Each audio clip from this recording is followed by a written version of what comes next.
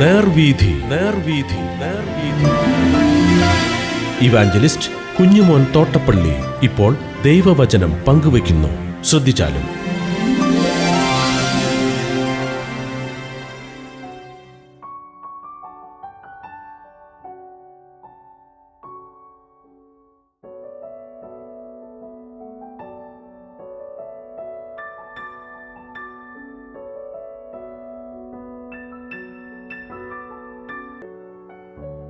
യിരെമ്യാ പ്രവചനം 52-ാം അധ്യായം. ഞാൻ വായിക്കുന്നത് ശ്രദ്ധിച്ചാലും. സിദെക്കീയാവ് വാണ തുടങ്ങിയപ്പോൾ അവന് 21 വയസ്സായിരുന്നു. അവൻ 11 സംവത്സരം യെരൂശലേമിൽ വാണു. അവൻ്റെ അമ്മയ്ക്ക് ഹമൂതൽ എന്നു പേർ. അവൾ ലിബ്നക്കാരനായ യിരെമ്യാവിൻ്റെ മകളായിരുന്നു. യെഹോയാക്കീം ചെയ്തതുപോലെയൊക്കെയും അവൻ യഹോവയ്ക്ക് അനിഷ്ടമായുള്ളത് ചെയ്തു. യഹോവയുടെ കോപം ഹേതുവായി യെരൂശലേമിനും യഹൂദയ്ക്കും അങ്ങനെ ഭവിച്ചു. അവൻ ഒടുവിൽ അവരെ തൻ്റെ സന്നിധിയിൽ നിന്ന് തള്ളിക്കളഞ്ഞു. എന്നാൽ സിദെക്കീയാവ് ബാബേൽ രാജാവിനോട് മത്സരിച്ചു. അവൻ്റെ വാഴ്ചയുടെ 9-ാം ആണ്ടിൽ 10-ാം മാസം 10-ാം തീയതി ബാബേൽ രാജാവായ നെബൂഖദ്നേസർ തൻ്റെ സർവ്വ സൈന്യവുമായി യെരൂശലേമിൻ്റെ നേരെ വന്ന് പാളയമിറങ്ങി അതിനെതിരെ ചുറ്റും കൊത്തളങ്ങൾ പണിതു. അങ്ങനെ സിദെക്കീയാ രാജാവിൻ്റെ 11-ാം ആണ്ട് വരെ നഗരം നിരോധിക്കപ്പെട്ടിരുന്നു. 4-ാം മാസം 9-ാം തീയതി ക്ഷാമം നഗരത്തിൽ കലശലായി. ദേശത്ത് ജനത്തിന് ആഹാരമില്ലാതെ ഭവിച്ചു. അപ്പോൾ നഗരത്തിൻ്റെ മതിലൊരിടം പൊളിച്ചു തുറന്ന് കൽദയർ നഗരം വളഞ്ഞിരിക്കെ പടയാളികൾ ഒക്കെയും രാത്രി സമയത്ത് രാജാവിൻ്റെ തോട്ടത്തിനരികെ 2 മതിലുകളുടെ മധ്യേയുള്ള പടിവാതിൽക്കൽ കൂടി നഗരം വിട്ട് പുറപ്പെട്ട് അരാബയിലേക്കുള്ള വഴിയായി ഓടിപ്പോയി. എന്നാൽ കൽദയരുടെ സൈന്യം രാജാവിനെ പിന്തുടർന്നു. യെരിഹോ സമഭൂമിയിൽ വെച്ച് സിദെക്കീയാവോട് എത്തി. അവൻ്റെ സൈന്യമൊക്കെയും അവനെ വിട്ട് ചെതറിപ്പോയി. അവർ രാജാവിനെ പിടിച്ച് ഹമാത്ത് ദേശത്തിലെ റിബ്ലയിൽ ബാബേൽ രാജാവിൻ്റെ അടുക്കൽ കൊണ്ടുവന്നു.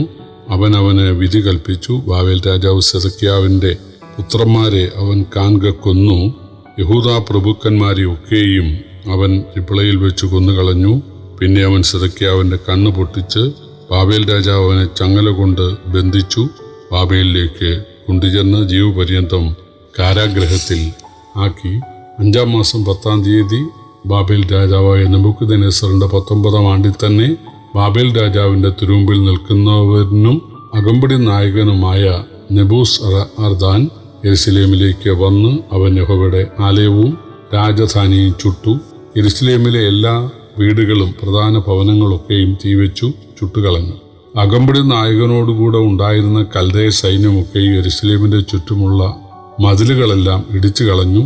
ജനത്തിൽ എളിയവരായ ചിലരെയും നഗരത്തിൽ ശേഷിച്ചിരുന്ന ജനശിഷ്ടത്തെയും ബാബേൽ രാജാവിനെ ചെന്ന് ശരണം പ്രാപിച്ചവരെയും പുരുഷാരത്തിൽ ശേഷിച്ചവരെയും അകമ്പടി നായകനായ നെബൂസറദാൻ ബദ്ധരാക്കി കൊണ്ടുപോയി. എന്നാൽ അകമ്പടി നായകനായ നെബൂസറദാൻ ദേശത്തെ എളിയവരിൽ ചിലരെ മുന്തിരിത്തോട്ടക്കാരായും കൃഷിക്കാരായും വിട്ടേച്ച് പോയി. യഹോവയുടെ ആലയത്തിലെ താമ്ര സ്തംഭങ്ങളും പീഠങ്ങളും യഹോവയുടെ ആലയത്തിലെ താമ്രം കൊണ്ടുള്ള കടലും കൽദയർ ഉടച്ച് താമ്രമൊക്കെയും ബാബേലിലേക്ക് കൊണ്ടുപോയി. കലങ്ങളും ചട്ടുകങ്ങളും കത്രികകളും കിണ്ണങ്ങളും തവികളും ശുശ്രൂഷയ്ക്കുള്ള സകല താമ്ര ഉപകരണങ്ങളും അവർ എടുത്തുകൊണ്ടുപോയി. പാനപാത്രങ്ങളും തീച്ചട്ടികളും കിണ്ണങ്ങളും കലങ്ങളും വിളക്ക് തണ്ടുകളും തവികളും കുടങ്ങളും പൊന്നുകൊണ്ടുള്ള വെള്ളി കൊണ്ടുള്ളതും എല്ലാം അകമ്പടി നായകൻ കൊണ്ടുപോയി. ശലോമോൻ രാജാവ് യഹോവയുടെ ആലയം വഹിക്കുണ്ടാക്കിയ 2 സ്തംഭവും 1 കടലും പീഠങ്ങളും കീഴെ ഉണ്ടായിരുന്ന 12 താമ്രക്കാളയും തന്നെ. ഈ സകല സാധനങ്ങളുടെയും താമ്രത്തിന് തൂക്കം ഇല്ലാതെ ഇരുന്നു. 31 മുതലുള്ള വാക്യങ്ങൾ. യഹൂദ രാജാവായ യെഹോയാക്കീന്റെ പ്രവാസത്തിന്റെ 37-ാം ആണ്ടിൽ 12-ാം മാസം 25-ാം തീയതി ബാബേൽ രാജാവായ എവീൽ മോരേദക് തന്റെ വാഴ്ചയുടെ 1-ാം ആണ്ടിൽ യഹൂദ രാജാവായ യെഹോയാക്കീനെ കടാക്ഷിച്ച് കാരാഗ്രഹത്തിൽ നിന്ന് വിടുവിച്ച് അവനോട് ആദരവായി സംസാരിച്ച് അവൻ്റെ ആസനത്തെ തന്നോടുകൂടെ ബാബേലിലുള്ള രാജാക്കന്മാരുടെ ആസനങ്ങൾക്ക് മേലായി വെച്ചു. അവൻ്റെ കാരാഗ്രഹ വസ്ത്രം മാറ്റി അവൻ ജീവപര്യന്തം നിത്യവും അവൻ്റെ സന്നിധിയിൽ ഭക്ഷണം കഴിച്ചു പോന്നു. അവൻ്റെ അഹോവൃത്തിയോ ബാബേൽ രാജാവിന് അവൻ്റെ മരണ ദിവസം വരെ അവൻ്റെ ജീവകാലമൊക്കെ നിത്യവൃത്തിക്ക് ദിവസം പ്രതിയുള്ള ഓഹരി കൊടുത്ത് പോന്നു. ഇന്ന് നാം യിരെമ്യാ പ്രവചനത്തിൻ്റെ അവസാന അധ്യായം അതായത് 52 അധ്യായമാണ് ധ്യാനിക്കുന്നത്. സിദക്കിയ രാജാവിൻ്റെ കാലത്തെ ബാബേൽ ആക്രമണവും മുമ്പ് പിടിച്ചുകൊണ്ടുപോയ യെഹോയാക്കീൻ്റെ വിടുതലുമാണ് ഈ അധ്യായത്തിലുള്ളത്. യിരെമ്യാ പ്രവചനം അവസാന അധ്യായവും രാജാക്കന്മാരുടെ 2-ാം പുസ്തകത്തിൻ്റെ അവസാന അധ്യായവും തമ്മിൽ സാമ്യമുണ്ട്. യെഹോയാക്കീമിൻ്റെ കാലത്ത് ബാബേൽ രാജാവ് വന്ന് യഹൂദയെ നശിപ്പിച്ചു. അവൻ്റെ മകനായ യെഹോയാക്കീൻ്റെ കാലത്ത് ബാബേൽ രാജാവ് വന്ന് യെരുശലേം ദേവാലയവും ഭണ്ഡാരവും അതുപോലെ സകല കൊല്ലന്മാരെ ആശാരിമാരെ ഉൾപ്പെടെ കഴിവുള്ള ആളുകളെയൊക്കെ ബദ്ധരാക്കി കൊണ്ടുപോയി. അവൻ്റെ മകനായ സിദക്കിയാവ് ഇതൊന്നും കണ്ടിട്ട് പഠിച്ചില്ല. 21 വയസ്സിൽ രാജ്യഭാരം ഏറ്റ് 11 വർഷം അദ്ദേഹം വാണു. യഹോവയ്ക്ക് അനിഷ്ടമായത് ചെയ്തു. 9-ാം ആണ്ടിൽ ബാബേൽ രാജാവ് വന്ന് 2 വർഷം വളഞ്ഞതിനാൽ പട്ടണത്തിൽ വലിയ ക്ഷാമമുണ്ടായി. അതൊക്കെ യിരെമ്യാവ് പണ്ടേ പ്രവചിച്ചിരുന്നതാണ്. രക്ഷയില്ലാതെ വന്ന രാജാവ് മതിലിൻ്റെ ഒരു ഭാഗം പൊളിച്ച് തൻ്റെ സൈന്യത്തോടു കൂടി ഓടി. ബാബേൽ സൈന്യം ഇത് മനസ്സിലാക്കി പുറകെ ഓടി. അവരെ അരാബ മരുഭൂമിയിൽ വെച്ച് പിടിച്ചു. ബാബേൽ രാജാവിൻ്റെ അടുക്കൽ കൊണ്ടുവന്നു. സിദക്കിയാവിൻ്റെ പുത്രന്മാരെയും പ്രഭുക്കന്മാരെയും ഒക്കെ സിദക്കിയാവ് കാണെ രാജാവ് ബാബേൽ രാജാവ് കൊല്ലിച്ചു. സിദക്കിയാവിൻ്റെ കണ്ണ് അവസാനം പൊട്ടിക്കുകയാണ്. എന്നിട്ട് അദ്ദേഹത്തെ ബാബേലിൽ ബന്ധിതനാക്കി. ബാബേൽ രാജാവിൻ്റെ അകമ്പടി നായകനായ നെബൂസരദാൻ വന്ന് യെരുശലേമിലെ രാജധാനിയും യെരുശലേം ദേവാലയവും അതുപോലെ മതിലും എല്ലാം ഇടിച്ചു തകർത്തു. സകല താമ്രവും അവശേഷിച്ച വെള്ളിയും സ്വർണവും അദ്ദേഹം ബാബേലിലേക്ക് കൊണ്ടുപോയി. മുന്തിരിത്തോട്ടമൊക്കെ നോക്കാൻ വേണ്ടി മാത്രം ചുരുക്കം ബലഹീനരെ ശേഷിപ്പിച്ചു. ബാക്കി ആളുകളിൽ പലരെയും കൊന്നു. ബാക്കി പേരെ ബാബേലിലേക്ക് കൊണ്ടുപോയി. ബാബേൽ രാജാവിൻ്റെ 7-ാം ആണ്ടിലും 18-ാം ആണ്ടിലും 23-ാം ആണ്ടിലുമായി 4600 പേരെ കൊണ്ടുപോയി.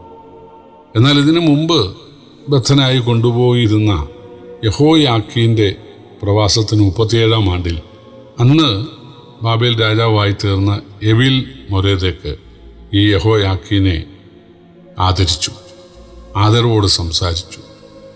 കാരാഗൃഹ വസ്ത്രവും അതുപോലെ ചങ്ങലയുമൊക്കെ മാറ്റി അദ്ദേഹത്തിന് രാജസന്നിധിയിൽ വന്ന് ഇരിക്കാനും കഴിക്കാനും ഉള്ള അനുവാദം നൽകി. അത് താമസിയാതെ ബാബേലിന് വിടുതലുണ്ടാകും എന്നുള്ളതിൻ്റെ ഒരു സൂചന ആളുകൾക്ക് നൽകുന്നതായിരുന്നു. ഇസ്രായേലിൻ്റെ പാപനിമിത്തമാണ് ദൈവം അവരെ ബാബേലിൻ്റെ അടിമകളാക്കിയത്. പണ്ട് 400 വർഷം ഇസ്രായേൽ മിസ്രൈമിൽ അടിമകളായി പാർത്ത് മിസ്രൈമിൻ്റെ പീഡകൾ അനുഭവിച്ചതുപോലെ 70 വർഷം ബാബേലിലെ പീഡ അനുഭവിക്കുവാൻ ദൈവം ഇടയാക്കിയത് ഒരു ബാലശിക്ഷയായിരുന്നു. അവർ അനുദപിച്ച് ദൈവത്തെങ്കിലേക്ക്, സത്യദൈവത്തെങ്കിലേക്ക്, ജീവനുള്ള ദൈവത്തെങ്കിലേക്ക്, സർവശക്തനും സർവ്വവ്യാപിയും സർവജ്ഞാനിയുമായ സൃഷ്ടാവും രക്ഷിതാവും പരിപാലകനുമായ ദൈവത്തെ ഭയപ്പെട്ട് ആരാധിക്കാൻ വേണ്ടിയായിരുന്നു. തീർച്ചയായിട്ടും അതിൻ്റെ സൂചന കണ്ടു തുടങ്ങി എന്ന് പറഞ്ഞ് ആണ് യിരെമ്യാ പ്രവചനം അവസാനിപ്പിക്കുന്നത്. പ്രിയപ്പെട്ടവരെ, പുതിയ വിശ്വാസികൾക്കും ബാലശിക്ഷ ഉണ്ട് എന്ന് നമ്മൾ എബ്രായ ലേഖനം 12-ാം അധ്യായത്തിൽ വായിക്കുന്നുണ്ട്, യോഹന്നാൻ്റെ ലേഖനത്തിൽ വായിക്കുന്നുണ്ട്, കൊരിന്ത്യർ ലേഖനത്തിലൊക്കെ നമ്മളത് വായിക്കുന്നുണ്ട്. ദൈവം നമ്മളെ ശാസിക്കും. എന്നാൽ ആ ശാസന അംഗീകരിക്കാതെ വരുമ്പോൾ ബാലശിക്ഷ തരും. അത് നമ്മുടെ നന്മയ്ക്കാണ്, ഗുണത്തിനാണ്, നമ്മൾ പ്രയോജനപ്പെടുവാനാണ് എന്ന് തിരിച്ചറിഞ്ഞ് കർത്താവിലേക്ക് തിരിയുവാൻ, കർത്താവിനോട് പറ്റിച്ചേരുവാൻ ദൈവം ഏവരെ ഈ പഠനത്താൽ സഹായിക്കട്ടെ. കർത്താവിൻ്റെ വലിയൊരു നാമം ഇന്നും എന്നേക്കും വാഴ്ത്തപ്പെടുമാറാകട്ടെ.